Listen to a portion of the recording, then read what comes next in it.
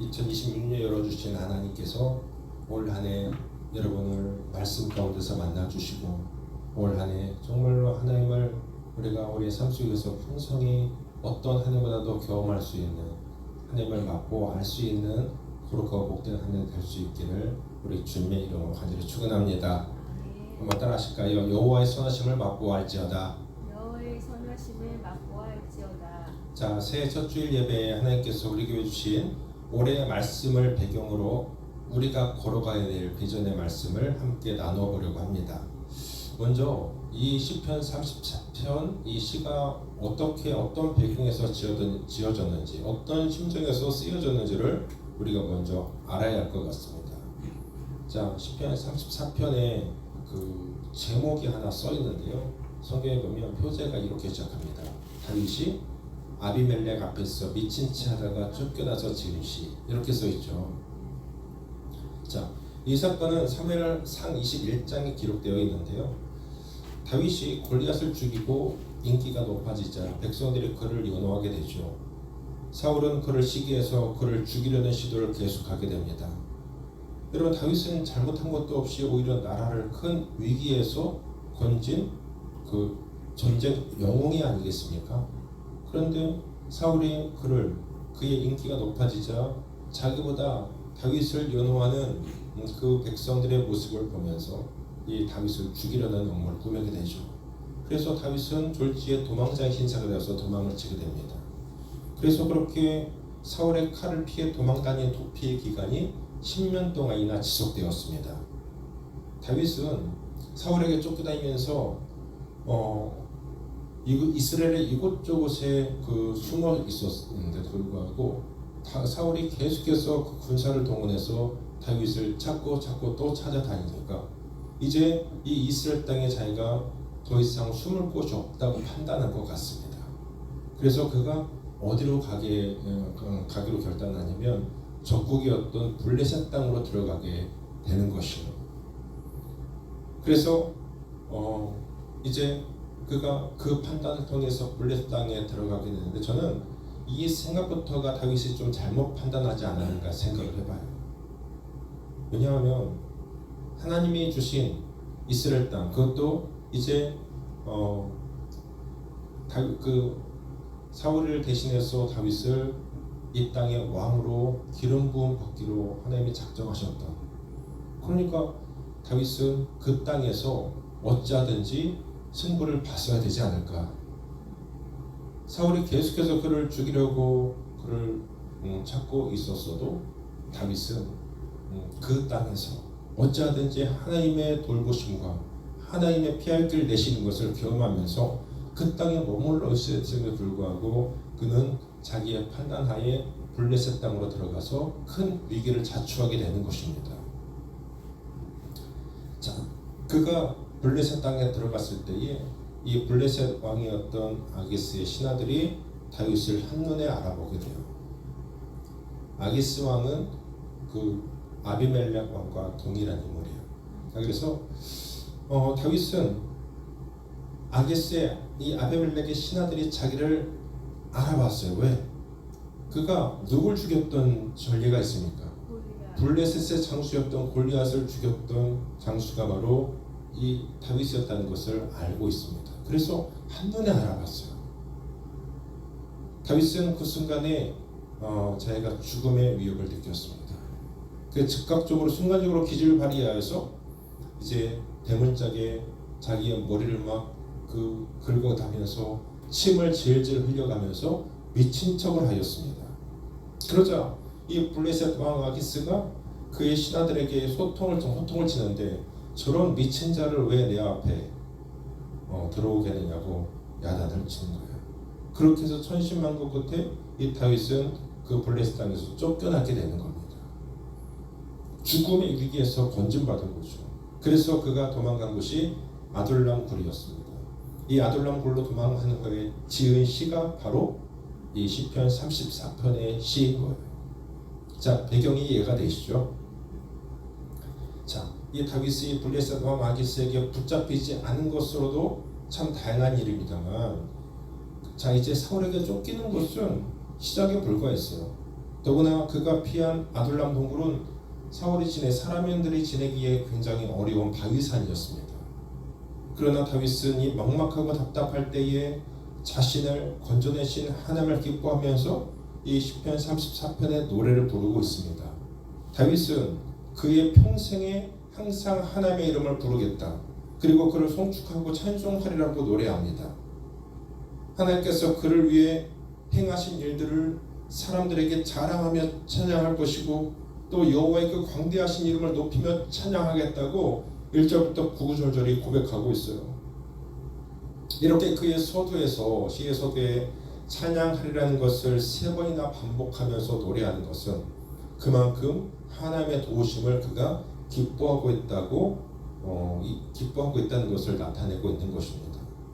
다윗이 이렇게 하나님을 기뻐하며 노래하는 것은 하나님께서 그의 기도를 응답하시고 두려움에서 건져내셨기 때문입니다. 다윗이 이 블레셋 가드 땅에 들어갔을 때에 이제 신하들이 알아봤잖아요. 저자는 오래전에 우리 장수 골리앗을 죽인 이스라엘 영웅이 다윗이 아닙니까? 신하들이 알아봤다는 것은 다윗이 죽음의 자리로 스스로 들어간 꼴이 되었다는 것을 의미합니다. 아니 아기스 왕도 신하들이 알아볼 정도면 아기스도 왜 알아보지 않았겠어요? 다윗이 그 순간에 아무리 미친 척 연기를 하였다 할지라도 이 다윗의 정말 좀 참 초라한 모습 아니겠어요? 다윗의 역사, 인생의 역사에 있어서 가장 흑역사의 한 부분이 아닌가 생각해 봅니다. 이런 다윗의 모습을 지켜본 아기스 왕 본인은 다윗을 미친 사람으로 여겼습니다. 여러분 이것이 말이 된다고 생각하십니까? 저는 말이 된다고 생각하지 않아요. 다윗이 얼마나 리얼하게 연기를 잘했으면 아기스 왕을 속일 수 있었을까? 저는 다윗의 연기 때문에 아기스가 속아 넘어갔다고 한다면 어떤 사람보다도 나무 주연사감이 아닌가 생각합니다. 다윗이.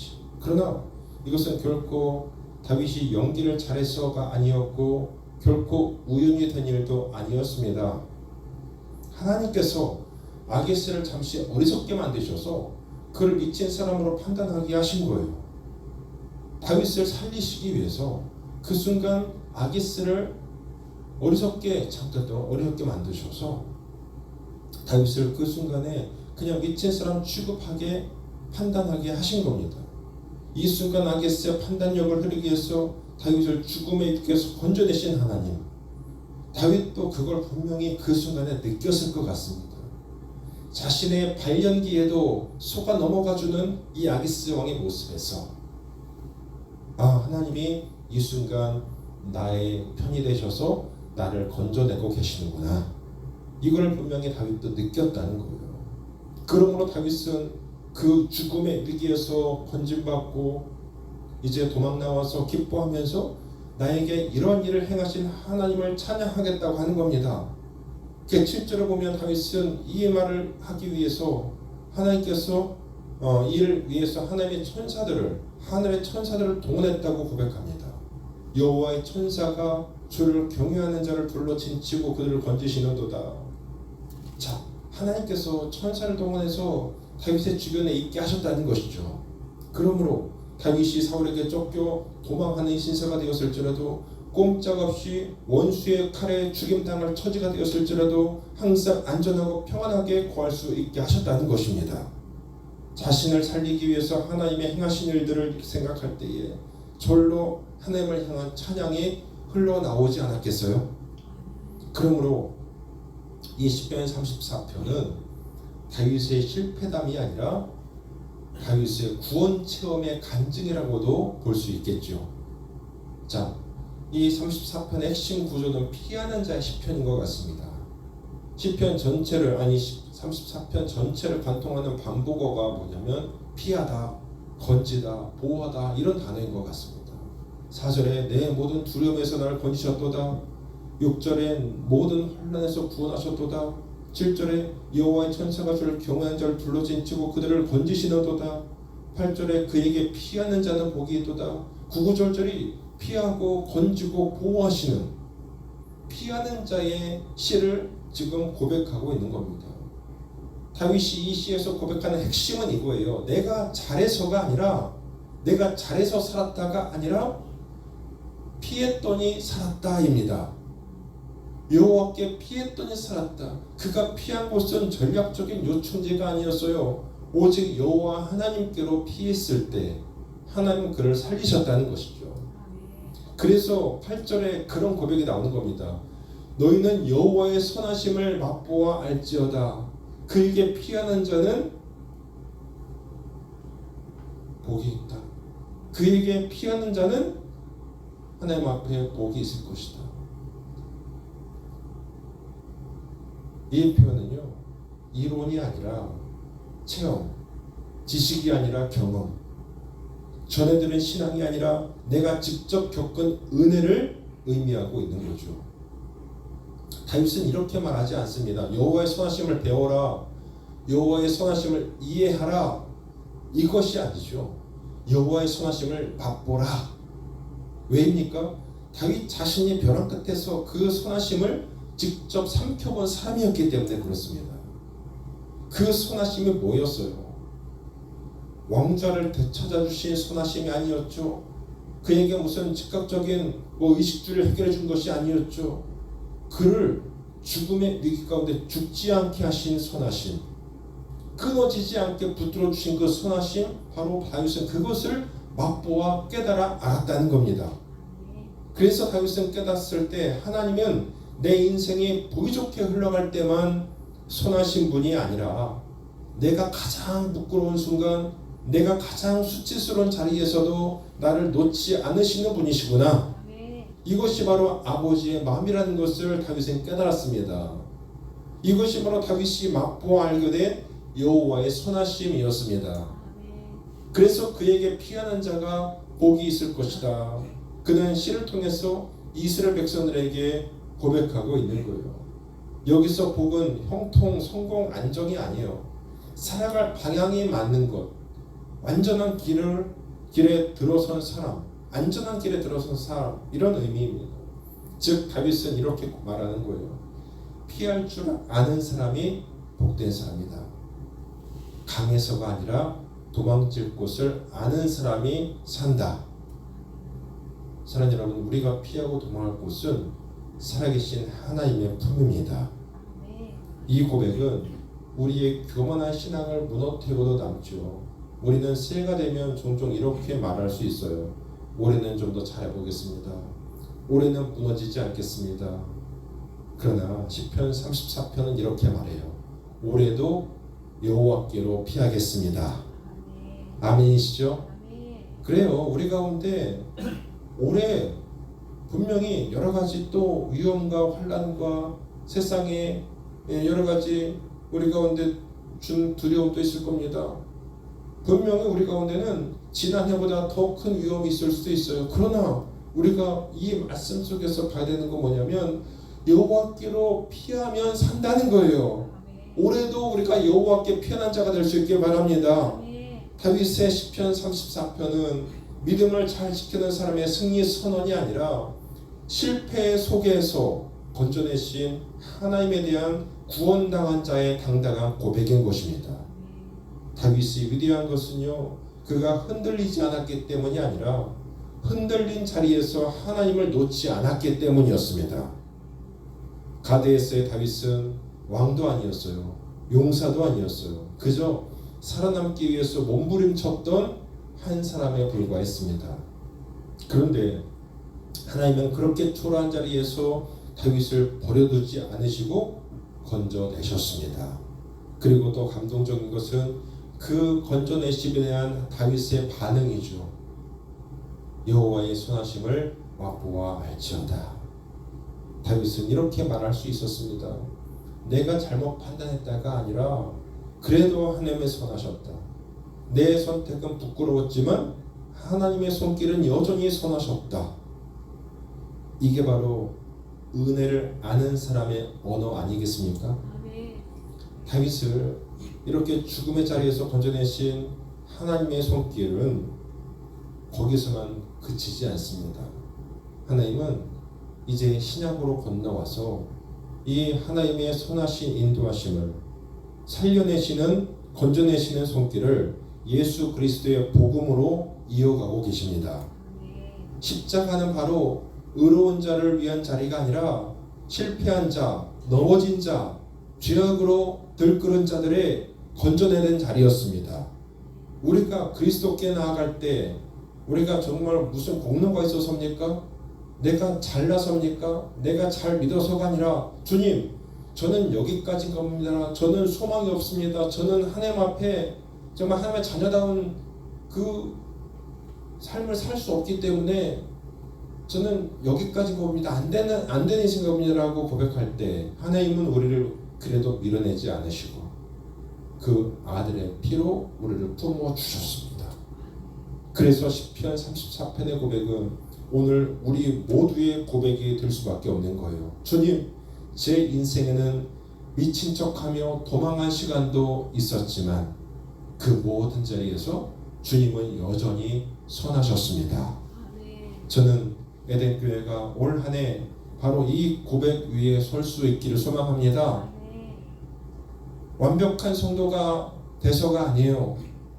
또 우리가 무슨 완벽한 어떤 교회 모습을 갖춰서도 아닙니다. 우리가 불완전하기 때문에 한없이 부족하기 때문에 날마다 주님께 피하는 성도들의 공동체, 여러분과 에덴교회를 통해서 많은 사람들이 그래서 하나님의 선하심은 정말 맛볼 수 있는 것이구나, 아멘. 이렇게 고백하는 모습을 우리가 보게 하시기를 바랍니다. 아멘.